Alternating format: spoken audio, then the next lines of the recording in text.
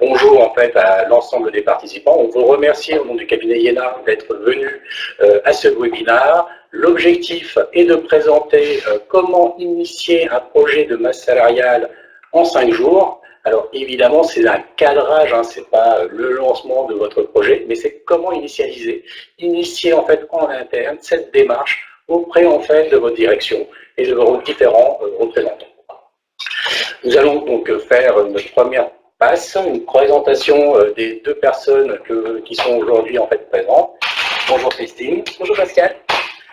Et nous allons faire cette présentation. Alors je me présente, Pascal Madleg, Product Solutions chez IENA.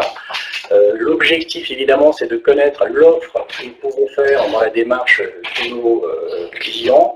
On présente ici aujourd'hui cette démarche vers les solutions RH.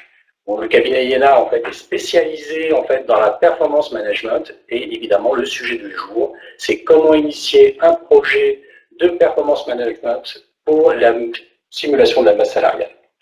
Mon parcours professionnel, je suis en fait issu en fait d'IBM Software, donc éditeur de solutions, donc une solution technique. Je suis donc certifié dans certaines technologies. Précédemment en fait, j'ai été aussi chez un autre éditeur, mais celui-ci était spécialisé en fait dans l'élaboration de la masse salariale.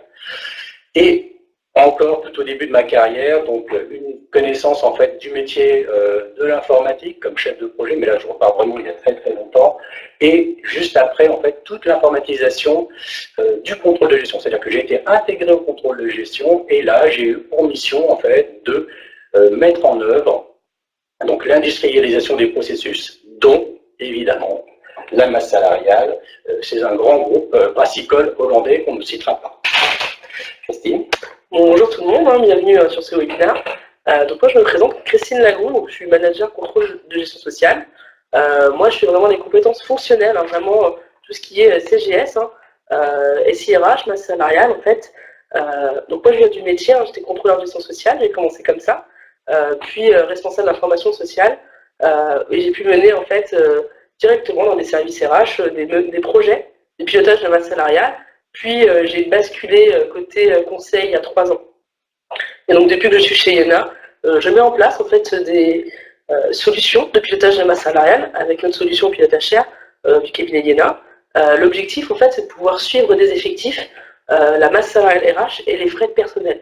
Et surtout de mettre en relation le service RH et la direction financière. C'est vraiment un point important qu'on pourra soulever un peu plus tard dans la présentation. Voilà un petit peu pour mon parcours.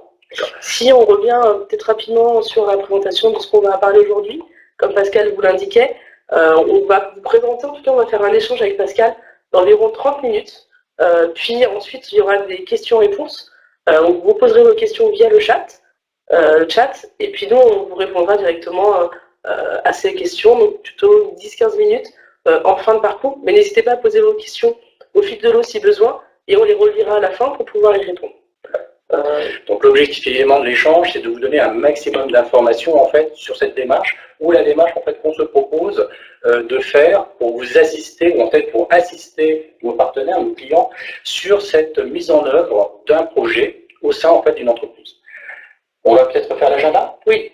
Donc pour l'agenda évidemment, donc la présentation en fait des deux collaborateurs que vous avez ici présents, on va revoir toute cette partie de comment formaliser et cadrer votre besoin. C'est très important en fait de revoir en interne et comment expliquer en fait à vos directions l'impact de performance management, donc du suivi en fait de la performance dans les cadres en fait de la masse salariale. Évidemment, quand on parle projet en interne, donc fonctionnalité, il faut voir la charge de ce type de projet, comment initier évidemment et comment évaluer une première macro-enveloppe qui vous permet en fait d'avoir une présentation, en tout cas une discussion interne pour justement justifier, faire avancer dans une démarche d'entreprise, pas uniquement en fait de service, mais vraiment d'entreprise, le suivi et l'apport du performance management. Pourquoi faire ces actions-là? Assez important en fait, c'est justement, c'est un peu toutes les questions, je dirais, qu'on a dans le business, c'est de justifier les évolutions, les écarts, les impacts. Évidemment, toujours dans ce même agenda, on verra, donc ça c'était un petit peu le démontrer l'intérêt en fait de solution du pilotage. Défendre votre projet auprès de la direction, et ben justement, en fait, on va se reprendre avec eux. Vous allez disposer, en fait, dans la démarche, en fait, à l'issue des 5 jours. L'idée, c'est d'avoir un argumentaire, donc de formaliser un ensemble, en fait, de données qui vous sont propres, de projets, de fonctions internes que vous souhaitez couvrir, avec une estimation, en fait, de coûts, et évidemment, avec un cadrage du projet pour pouvoir en discuter en fait avec vos directions pour justement valider la démarche d'entreprise. Enfin, on vous présentera plus spécifiquement à la fin la démarche en fait de ce qu'on appelle chez nous le flash DI. Le flash DI, donc Christine et moi-même en fait on sonne un petit peu des parents. Donc cette démarche, c'est un retour d'expérience en fait que nous avons de nos clients et une approche en fait qu'on reproduit. Du coup, en fait, on a un petit peu industrialisé ce processus et on a apporté certains, ce qu'on appelle modélisation, modèles, que l'on peut, qui sont assez vendeurs du coup, parce que ça vous permet en fait de vous transférer directement dans la solution cible que vous souhaitez mettre en œuvre et du coup la visualiser par rapport en fait en interne dans les directions. Exactement.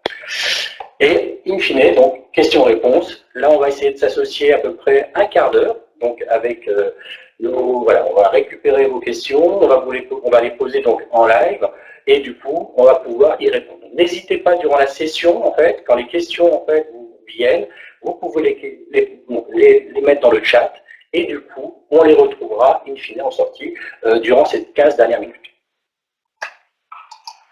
Donc, il faut pouvoir commencer sur formaliser, cadrer votre besoin. Très bien.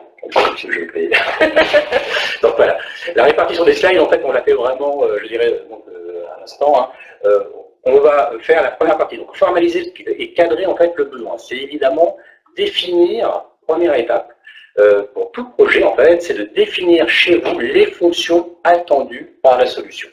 Donc l'objectif, ici, va être mené, comment faisons-nous? Tout simplement, en fait, on va reprendre avec vous l'ensemble des travaux, des fonctions que vous faites de manière à différentes steps, en fait, ou périodicité durant l'année. Donc l'activité. Il y a toujours des activités, on va dire, qui vont être mensuelles, et c'est souvent en fait ce qu'on appelle l'analyse de la période écoulée, en fait. C'est une donnée en fait en rétrospective, c'est-à-dire on regarde la période écoulée, on analyse les résultats, donc etc. Il y a différents steps, étapes de suivi journalier, mensuel, dans le cas en fait de la partie de la masse salariale, ou les effectifs, puisqu'en fait quand on parle de masse salariale, en fait des données en fait du personnel, on parle à la fois d'indicateurs et aussi de montants. Oui, donc c'est bien l'objectif, on ne fait pas qu'une vision des choses, c'est pas l'un ou l'autre, mais bien l'ensemble en fait de ces indicateurs en fait qui sont partagés, restitués vers un certain nombre en fait de directions pour les suivis. Donc l'objectif, c'est de revoir aujourd'hui, dans votre démarche, dans votre contexte, l'ensemble en fait des personnes, des intervenants en fait qui vont être dans les projets. Ça peut être des personnes dans vos services ou rattachées en fait à vos services, que des contributeurs en fait. Donc c'est vraiment, on va faire une sorte de big picture en fait sur l'activité que vous avez. C'est ça, il faut lister en fait vraiment par typologie d'intervenants entre vos clients et vos fournisseurs d'informations, les deux. Et voir par rapport justement à cette typologie d'acteurs, eux, qu'est-ce qu'ils ont besoin, et vous, qu'est-ce que vous avez besoin d'eux, en fait. Par rapport à ce point-là, du coup, vous pouvez lister, et après, dans le temps, pouvoir faire un planning un petit peu, temporaliser des temps forts, un budget peut-être annuel, des forecasts qui peuvent être 2 fois par an, et des closings mensuels où on vient justement, comme vient d'expliquer Pascal, tirer le trait, et voir justement où est-ce qu'on en est par rapport au budget. Donc, un tableau de bord social, que ce soit effectif, masse salariale, frais de personnel, et pouvoir discuter justement avec la direction financière et le comité de direction. Tout à fait. En fait, ces travaux-là, vous les faites déjà. Donc, mais vous les faites évidemment à travers des outils qui peuvent être classiquement avec Excel, à travers en fait un système de requêtage sur nos données. Chaque société n'est pas au même niveau d'information et n'a pas forcément, je dirais, il n'y a pas un modèle tout prêt. C'est vraiment en fonction de votre contexte. Le contexte va évoluer en fonction de plusieurs données, comme la répartition, je dirais, géographique de nos intervenants. Ça peut être centralisé ou décentralisé. C'est aussi la possibilité en fait, d'avoir différents services comme la RH, toute la partie en fait qui vont être par exemple des effectifs. donc les entrées, les sorties, donc tout ce qui va être mouvement, mais c'est aussi, il ne faut pas les oublier, je dirais, et au contraire, il faut ouvrir la réflexion sur, par exemple, la partie budgétaire. Le budget peut être, alors, plusieurs cas de figure, soit centralisé en fait sur une même fonction, donc on aurait plutôt un contrôleur de gestion sociale qui va s'occuper à la fois des mouvements et des montants, mais ça peut être aussi dédié à d'autres intervenants pour des données financières avec le contrôle de gestion qui va, sur la base d'hypothèses fournies par la RH, fournir un complément d'information qui va collecter, etc. Donc l'idée de ce cadrage, c'est vraiment de vérifier en fait l'ensemble des informations, voire peut-être ouvrir sur d'autres services certaines données qui sont indirectement, ou je dirais, associées à toute cette enveloppe, pour pouvoir avoir une vision globale de, je dirais, la solution de pilotage de la performance dans le cadre en fait de la masse salariale.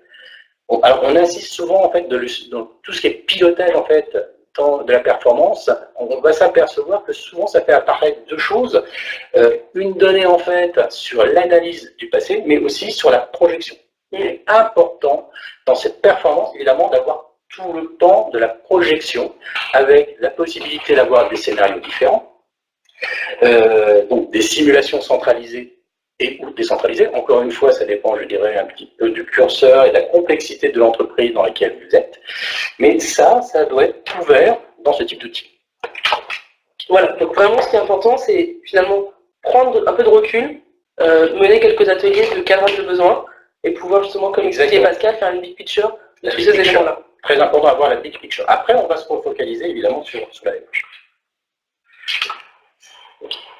Donc, comment ça se passe? Une fois en fait qu'on a retrouvé, alors le principe, on va aller très rapidement, hein, l'objectif ici, ce n'est pas de vous donner tout le détail, mais c'est la démarche en fait qui aboutit. On reprend en fait l'ensemble de ce qu'on appelle des fonctions attendues. Les fonctions attendues, c'est que faites-vous en fait, et là on va les retrouver, hein, il va y avoir une part de suivi, comme on disait au départ, hein, sur des étapes de réaliser, voire des suivis budgétaires où en fait on va analyser entre le budget prévisionnel ou une prévision, une simulation et le réaliser, les écarts pour pouvoir les expliquer. Donc il est bien clair que là l'outil doit vous fournir en fait la possibilité de faire de la prévision pour pouvoir en mesurer très finement en fait ces écarts. Donc là, on met en place, je dirais, toutes les fonctions attendues, en fait les blocs applicatifs ou les fonctions en fait qui sont qu'on retrouve. Hein.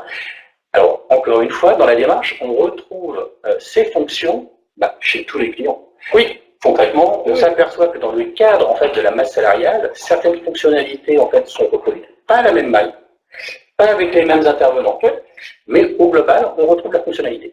Donc évidemment, il va falloir que nous, à travers cette fonctionnalité attendue, on analyse avec vous, à travers l'atelier, hein, le descriptif en fait de cette fonction, pour qu'on puisse adapter quelque part la complexité de votre entreprise. Alors, vous pouvez avoir un premier niveau de complexité en fait attendu, et puis dans un second temps, vouloir détailler encore plus ces analyses. L'exemple classique, c'est dans l'analyse en fait des écarts. On commence souvent par une analyse standardisée, hein, où en fait on a des effets de seuil de masse d'effectifs au global, oui, mais très rapidement en fait, il peut en fait, ou ça peut être un souhait en tout cas à terme, de rentrer en fait dans une fonctionnalité plutôt glissement, vieillesse, technicité, donc des analyses plus pointues que l'on peut faire en fait dans une fonction, on va dire, BIS-1.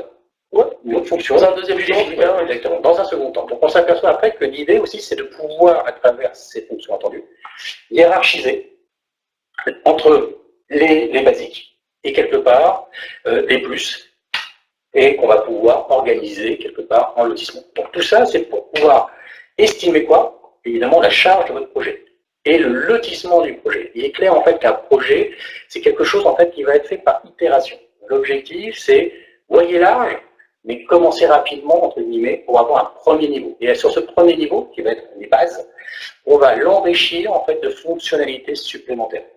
Et ça, on retrouve cette démarche-là, en tout cas tous les projets qui arrivent, je dirais, à avancer et à se déployer, commencent toujours un petit peu par les basiques. Il faut un socle, le socle applicatif en vrai, qui sont des récupérations en fait des données, de la fiabilisation en fait sur vos données, pour pouvoir les exploiter de manière régulière. En mensualisation, donc des tableaux de bord qui vont être générés, des KPI en fait qui vont être automatisés, donc des tableaux de suivi qui vont être organisés. Dans un second temps, de nouvelles fonctionnalités comme le budget sera mis en œuvre, tout ce qui va être simulation. Et là, en niveau simulation, on peut avoir des simulations centralisées ou des simulations délocalisées au niveau de chaque entreprise, BU, oui, exactement, à différents niveaux en fait, de l'organisation. Donc tout ça, ça se définit. Voilà. Donc ça s'adapte en fonction de vos besoins. Une fois qu'on a fait l'ensemble des fonctions attendues, on va pouvoir commencer à chiffrer, voire à lotir. C'est-à-dire, en fait, avoir une démarche projet présentable au niveau de la direction en termes de, cette fois-ci, projet d'investissement. Et on va réassocier, en fait, aux fonctions, évidemment, derrière, l'ensemble, on rentre dans une vraie démarche de mise en œuvre, de solutions au sein, en fait, de l'entreprise.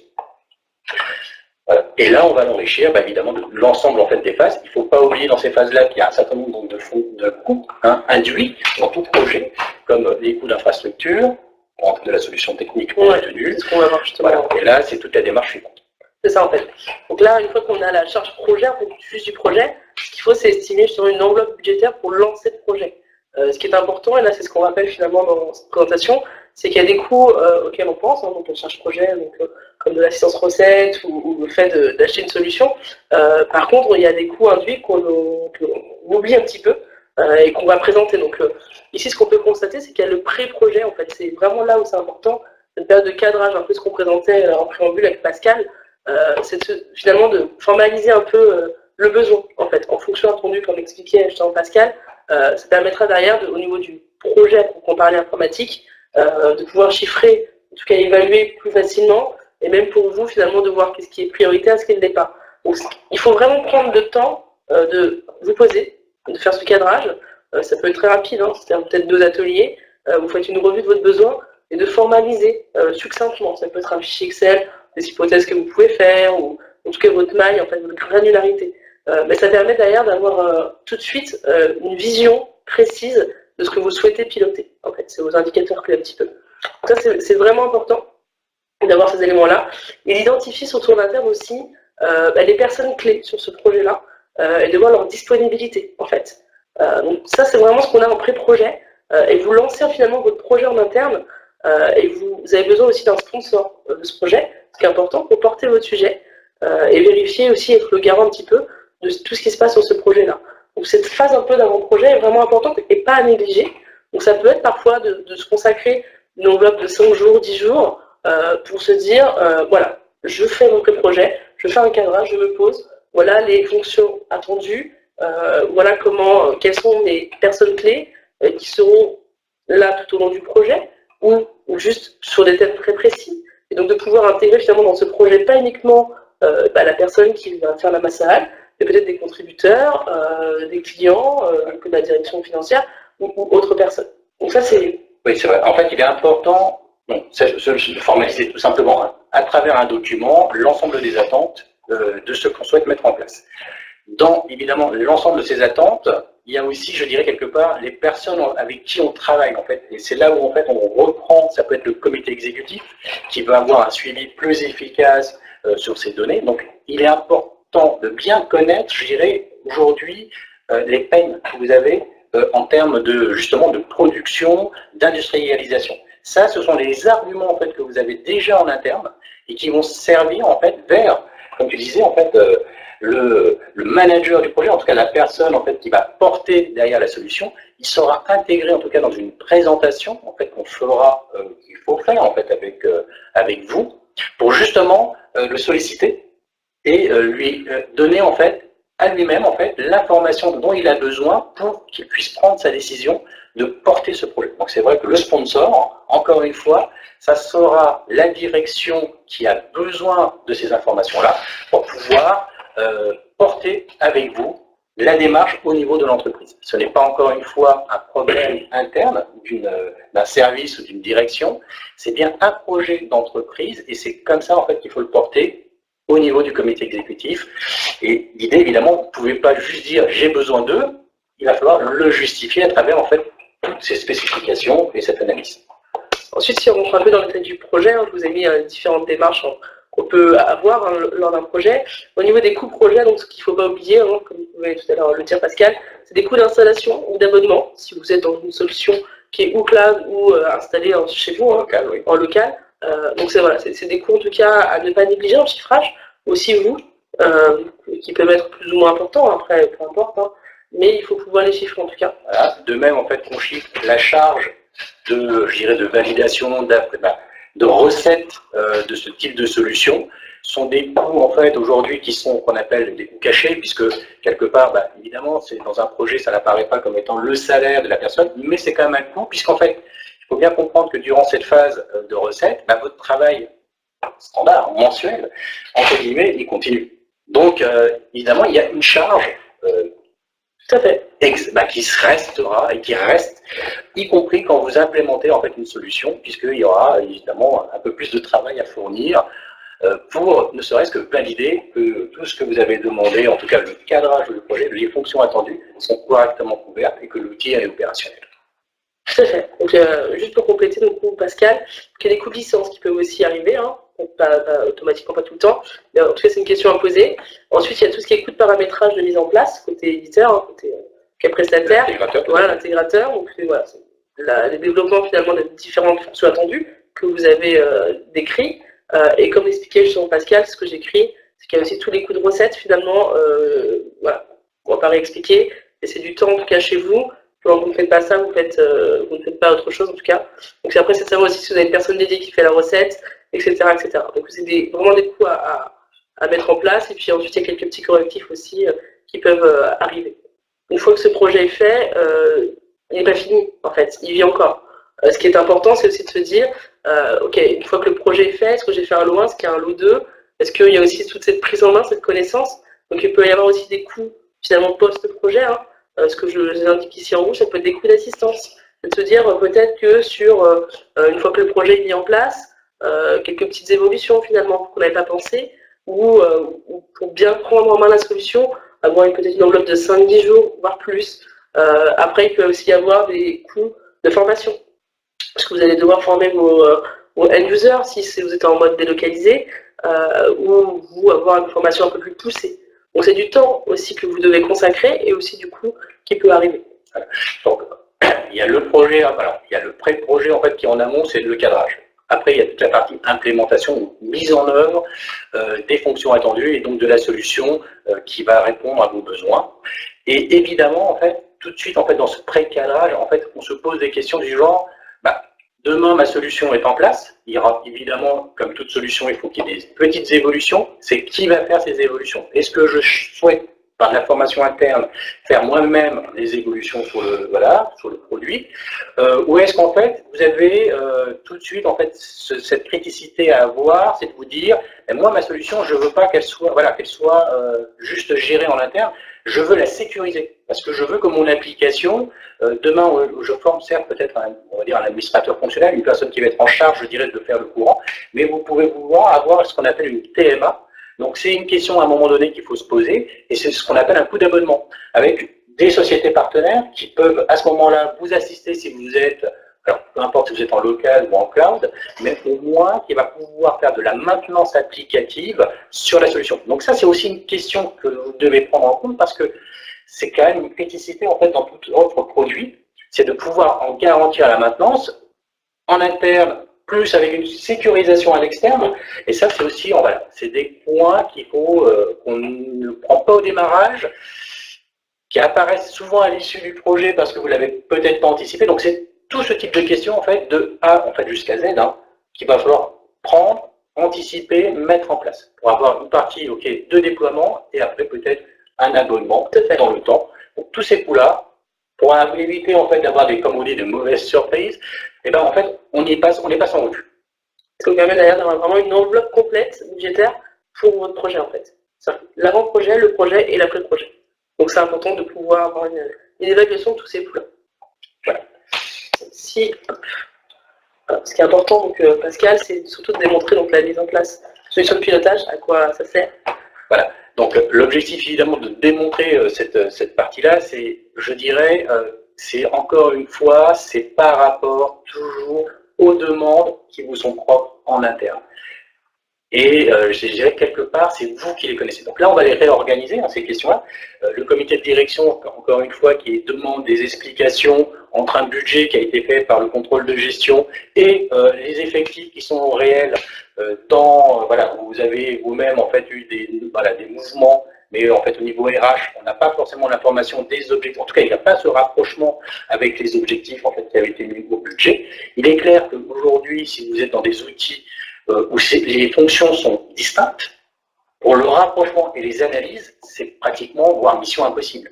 Puisque là, on est sur une maille faite en finance, Oui, avec des hypothèses que vous, certes, que vous avez pu fournir, hein, qui sont peut-être des augmentations générales, des mouvements de personnel, mais comme vous n'êtes pas dans le même outil, dans la même maille de modélisation, évidemment, en termes d'analyse de la performance, ça devient un peu compliqué. Donc, c'est à travers justement vos interrogations, en tout cas les interrogations qu'on vous donne, hein, qui vous sont fournies, qu'on va pouvoir justifier de cet investissement pour le suivi, en face en fait des gaps qui suivent.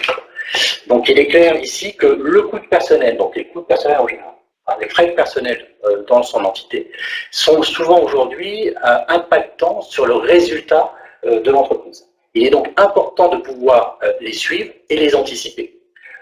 Là, beaucoup de questions peuvent se poser, ça dépend encore une fois, je dirais, de votre contexte. Il peut y avoir l'acquisition en fait, d'une nouvelle entreprise, demande de projection sur le compte de résultat. Donc, tout ce type de questions, évidemment, sont justifiées de la part en fait, du comité exécutif. Pouvoir les anticiper, les valoriser rapidement, pouvoir faire différents scénarios de simulation, c'est aussi un des intérêts du performance de la management, hein, du suivi en fait, des activités, et qui vont permettre en fait, comme ça de pouvoir justifier en fonction donc, encore une fois des questions qui nous sont posées déjà en interne de cet investissement auprès des directions. Oui. Donc justement, comme l'expliquait Pascal, donc, ce qui est important vraiment sur ce type de projet en amont, donc dans le pré-projet, hein, le cadrage, c'est vraiment de défendre votre projet auprès de la direction, hein, parce que, comme on l'expliquait, la simulation de la masse salariale, c'est un projet d'entreprise. C'est pas juste un projet d'un service RH ou juste d'une direction financière, c'est une entreprise vraiment. Donc là, ce qu'on va voir finalement, c'est qu'il y a des enjeux côté direction financière, donc c'est l'importance de la masse salariale dans la maîtrise des coûts. Hein. Selon votre structure d'entreprise, ça peut être entre 20 et 80% de votre chiffre d'affaires, hein, le coût de la masse salariale, donc il faut dans ce cas-là le maîtriser. Ce qui va être important aussi pour la direction financière, c'est tout ce qui est rapprochement des prévisions de l'activité avec celle de la masse salariale, c'est de se dire demain, je veux vendre 10 fois plus, est-ce que j'ai besoin de 10 fois plus de personnes pour produire voilà, et donc pour cela, vous avez besoin d'avoir des inducteurs côté masse salariale. Ensuite, nous allons avoir tout ce qui est mesure poids relative des salaires par activité. On va voir justement s'il y a des activités qui sont plus ou moins rentables et qui coûtent plus ou moins cher, donc qui permet à la direction financière parfois d'abandonner une activité au profit de l'autre. Donc c'est important qu'ils aient cette visibilité-là. Donc c'est partie vraiment des enjeux qu'ils ont. Une explication de l'écart entre le prévisionnel et le réel. Donc ils font le budget, mais quand ils font justement des réalisés derrière, ils font des projections, ils ont besoin de voir et d'expliquer justement d'où proviennent ces écarts et une simulation aussi de plusieurs versions. Ce qui est important, c'est de se dire aussi quand ils sont en période de budget, de se dire rapidement je peux faire une première version et puis finalement une deuxième, une troisième, etc. Donc, ce qui est plus facile dans un outil. Et après, c'est de pouvoir justement aussi faire des ajustements financiers. Après, tous les enjeux côté des RH, et c'est là où c'est important, c'est qu'on a des enjeux RH et direction financière. On va avoir justement la conjugaison des possibilités financières et du respect de l'équilibre interne. Donc c'est quand finalement votre direction financière vous dit j'ai une enveloppe d'augmentation de 1%, et donc là, il faut pouvoir finement l'imputer sur les bonnes personnes et donner 1% à tout le monde, pas forcément. Donc c'est peut-être que le 10% sont quelqu'un, peut-être, mais dans la réalité, c'est pas du tout comme ça. Et du coup, donc, c'est de se dire finalement, finement, vous pouvez jouer en tout cas dans vos scénarios avec différentes, par catégorie, hein, socio-professionnelle, des taux d'augmentation différents qui donneront l'impact budgétaire qui est souhaité par la direction financière. Donc une simulation d'hypothèses individuelles, puis consolidation par organisation. L'objectif, c'est de se dire, voilà, je suis vraiment bottom-up. Je peux finalement, à chaque personne, faire des hypothèses, et hop, automatiquement, c'est consolidé. Donc ça, c'est vraiment un enjeu pour les DRH. Tout ce qui est préparation justement des LAO aussi. Donc c'est de pouvoir très rapidement se dire, voilà, je peux négocier ce taux-là ou celui-ci, et voir tout l'impact que ça peut avoir sur le chiffre final en termes de coût. Évidemment, automatiser tout ce qui est réalisation de tableaux de bord sociaux, hein, avec une vision budget et une vision réalisée, hein, pour voir où sont les écarts. Et vraiment, le point important, c'est tout ce qui est confidentialité des informations en matricule, c'est de se dire, quelle que soit finalement la vision que je peux avoir dans l'outil, je peux avoir une vision totale avec vraiment les coûts par matricule, ou pas du tout. Donc vraiment gérer la sécurité. C'est vraiment ce qui est important.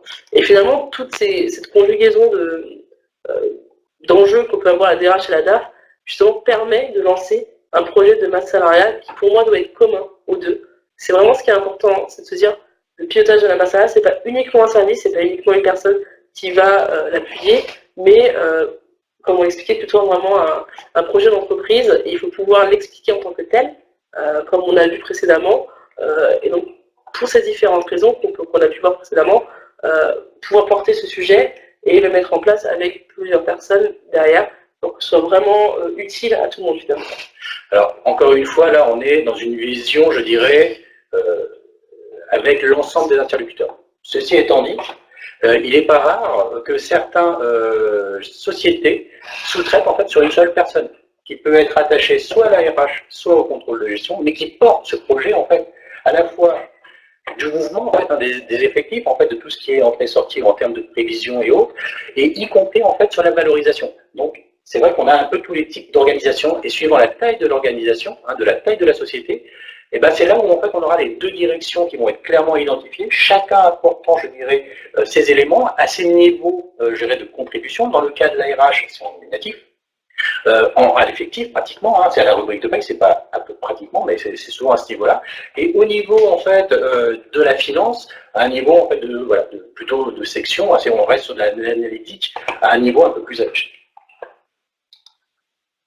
Donc par rapport à ces problématiques, justement, tout ce qu'on a pu en tout cas développer avec Pascal, issu un petit peu de tous les projets qu'on a mis en place au sein du cabinet Iéna, c'est des bonnes pratiques. Et donc on a plutôt mis en place un flash diag en fait, qu'on appelle le flash diag RH, où l'objectif est vraiment d'établir un diagnostic RH pour vous faire converger sur un projet commun de mise en œuvre. Donc c'est de se dire, on vient avec une démarche avec Pascal, assez rapide. Voilà, l'idée en fait c'est qu'on vous assiste pour ce pré-cadrage, et dans cette démarche. À l'issue du pré-cadrage, après je dirais libre à vous en fait de continuer dans la démarche et d'avoir une assistance, mais pas avec nous.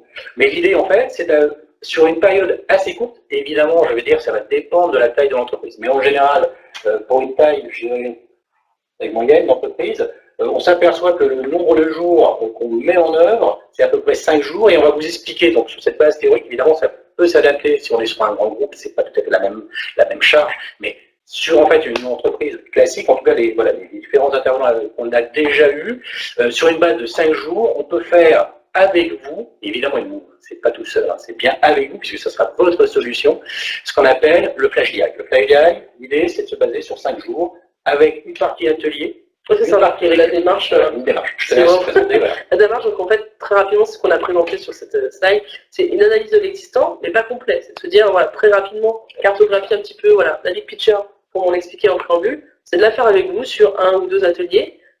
Ensuite, par rapport à cette analyse de l'existant, on va analyser et identifier justement un besoin fonctionnel, ou une de vos problématiques finalement, et on va essayer de la mettre en place justement dans une de nos maquettes, pour que derrière, vous puissiez aussi porter ce point-là en interne.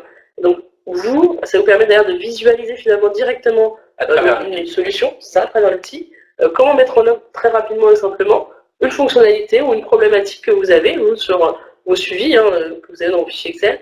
Et donc, par rapport à ça, nous, on produit un document de synthèse, et ça vous permet en interne derrière de partir justement avec ce document de synthèse et la maquette qu'on a pu faire, voir finalement vos sponsors et puis vos différents interlocuteurs internes, et de présenter aussi ce qui a été fait en termes de démarche. Et donc vous derrière, ça vous permet aussi d'avoir une meilleure finalement visibilité sur votre enveloppe budgétaire, parce que derrière par rapport à ça, on pourra vous dire attention, votre processus est plus ou moins complexe, voilà la granularité préconisée, etc., etc. Donc après c'est un échange qu'on a avec vous sur différents ateliers, et qui vous permet vous derrière aussi de se dire ok, je vois un petit peu, j'arrive à me projeter, je vois où sont mes difficultés, je vais pouvoir lotir derrière et préparer en amont, en tout cas, mieux vos projets de mise en place de masse salariale. Voilà. Donc l'idée, évidemment, c'est le flash diag, c'est de cadrer avec vous, en fait, pour reprendre l'ensemble des fonctions. On les cadre avec vous parce que, évidemment, tout le monde veut tout, mais peut-être qu'il y a aussi un certain réalisme en fonction de l'entreprise. Donc là, quelque part, on va resituer en fonction des coûts. On va revaloriser un peu tout ça, les fonctions attendues. Donc, c'est-à-dire, voilà, l'idée, c'est bien ça, c'est de vous permettre, en fait, d'avoir, à travers le maquettage, que vous puissiez, en fait, du coup, vous projetez dans une solution cible. Ça, c'est l'apport de la maquette sur une problématique que vous rencontrez. Donc là, l'apport de la maquette, directement, vous permet, à travers vos propres jeux de données, donc c'est-à-dire dans votre vocable, avec les personnes, donc avec vos salariés, vous pouvez visualiser, apporter, et donc du coup, mieux communiquer vers en fait la direction ou les directions pour leur montrer l'apport de la solution, déjà pour vous et pour les directions. Donc ça permet de faire cette partie-là, de cadrer votre projet en termes de toutes les fonctions attendues, et derrière le but de cadrage, c'est de le dire. Il est bien clair en fait que l'idée c'est d'avancer rapidement, et n'oubliez pas, les projets se font par itération. Voilà, donc là j'essaie d'accélérer un petit peu, on me rappelle alors, voilà, on a débordé un petit peu. Donc là il est 11h05, il nous reste 10 minutes. Donc j'ai juste une dernière slide à vous présenter, et après on pourra passer aux questions-réponses. N'hésitez pas à poser vos questions directement sur le chat. Donc comme expliquait Pascal, voilà les bénéfices du FlashDI. Voilà, nous, ce que je voulais juste vous présenter en synthèse, c'est les fonctionnalités qu'on a en tout cas, nous, définies, identifiées avec Pascal, qu'on a dans notre outil pilotage share, mais qui sont finalement assez communs à tous les processus de pilotage de masse salariale. C'est qu'on a vraiment plusieurs métiers qui peuvent travailler ou les ressources humaines ou la finance, et avec des dimensions différentes, des fonctions différentes. On a vraiment une dimension effectif, une dimension masse salariale RH et des frais de personnel. Donc voilà, définitions différentes.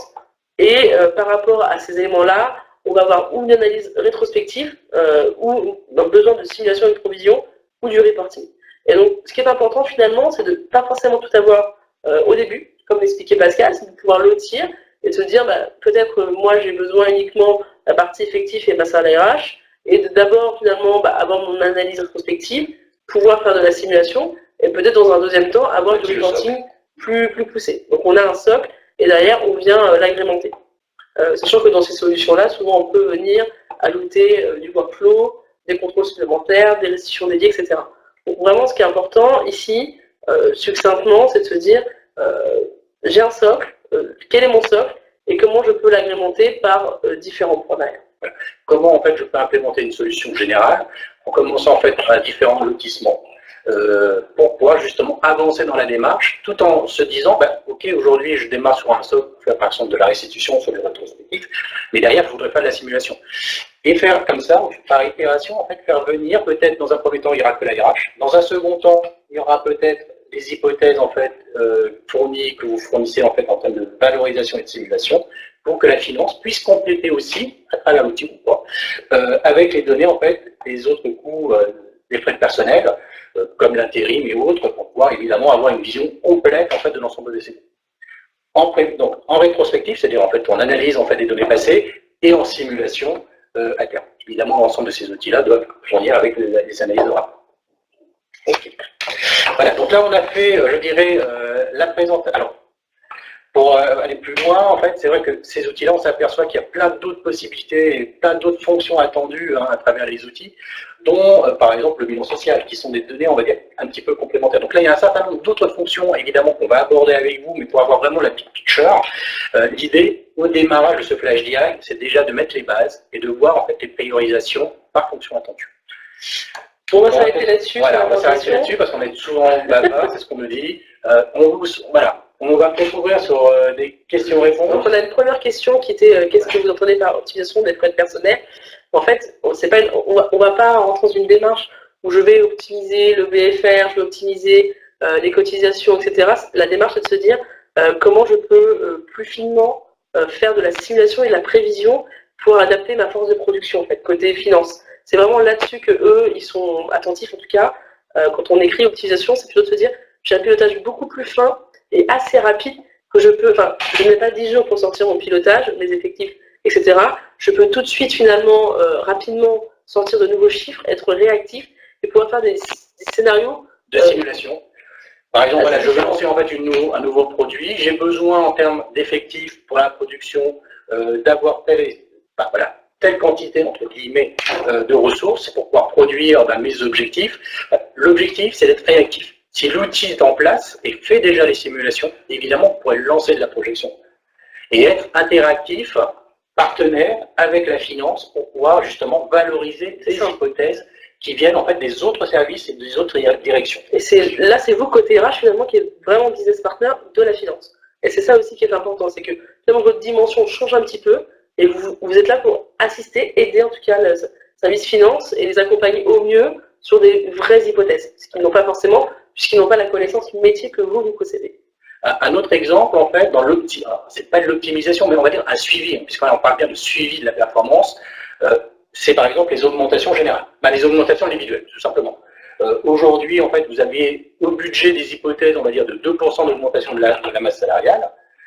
Dans la collecte, parce que là, ça peut être un lotissement encore, des fonctions attendues par certains clients, au moment en fait, où il y a la distribution en fait, de ces augmentations au niveau individuel, c'est de permettre de faire en fait, justement la valorisation de ces hypothèses. C'est-à-dire, en fait, c'est au démarrage, c'est la direction ou les directions qui vont dire, voilà, moi j'aimerais augmenter M. Durand de tant de pourcents, celui-ci je lui ai donné une prime.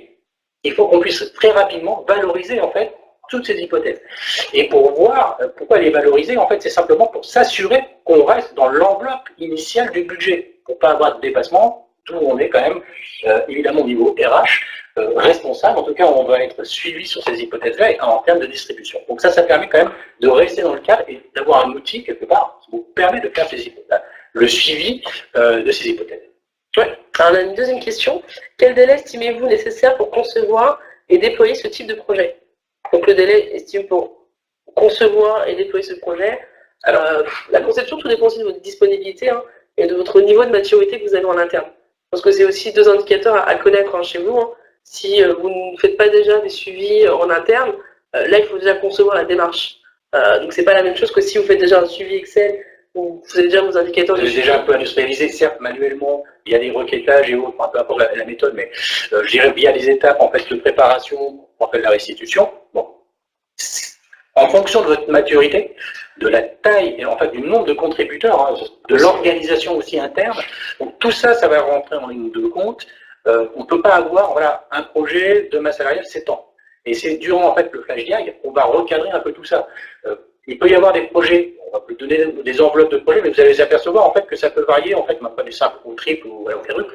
Ça va dépendre de la taille en fait du groupe et des intervenants sur lesquels vous arrivez. Quand vous êtes sur des sociétés en fait de PME qui sont entre, on va dire, pas encore le chiffre, mais entre, on va dire, une centaine, pas une centaine, parce que ça va faire. C'est tout process. Si vous avez un process qui est assez standard finalement, des enveloppes collectives, des hypothèses collectives, je récupère un fichier RH, je récupère un fichier finance, et puis finalement je rapproche le tout, et assez peu de spécifiques, des hypothèses par catégorie, voilà, quelque chose d'assez basique, avec ou sans collègue, c'est déjà une chose centralisée, voilà, centralisée ou décentralisée. Donc là, par exemple, ça peut être, voilà, vous êtes assez centralisé, je pense qu'en 3 mois, vous mettez en place un projet. Une fois que vous avez choisi finalement vos prestataires et que vous commencez, vous avez fait votre kick-off jusqu'à la mise en œuvre, voilà, si la solution correspond finalement à ce qui existe, à peu près 3 mois, maintenant, c'est plus ou moins, ça peut aller jusqu'à 6 mois en fait.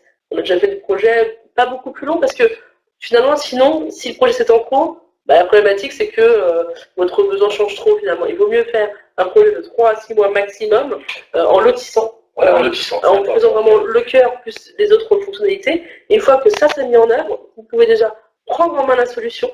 Et donc là, vous allez pouvoir la faire vivre finalement plus facilement, parce que vous maîtriserez finalement votre solution et le modèle de données qui en découle. Et derrière, on pourra faire les lots derrière plus facilement.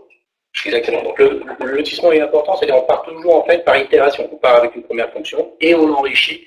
Et souvent l'enrichissement en fait se fait de manière moins assistée, puisqu'en fait vous êtes déjà monté en compétence sur l'outil. Certaines parties en fait pour vous sont déjà natives, oui. Et natives vous les maîtrisez. Et du coup en fait vous ne faites que de l'enrichissement vraiment, on va dire métier, avec un intégrateur qui vous assiste du coup pour un calcul vraiment très complexe, un peu particulier. Bon, j'espère qu'on aura répondu à toutes vos questions en tout cas. Il nous reste 1 minute, je pense. Donc la dernière question, comment gérez-vous les tableaux de bord par direction lorsqu'il y a de nombreuses modifications organisationnelles par an?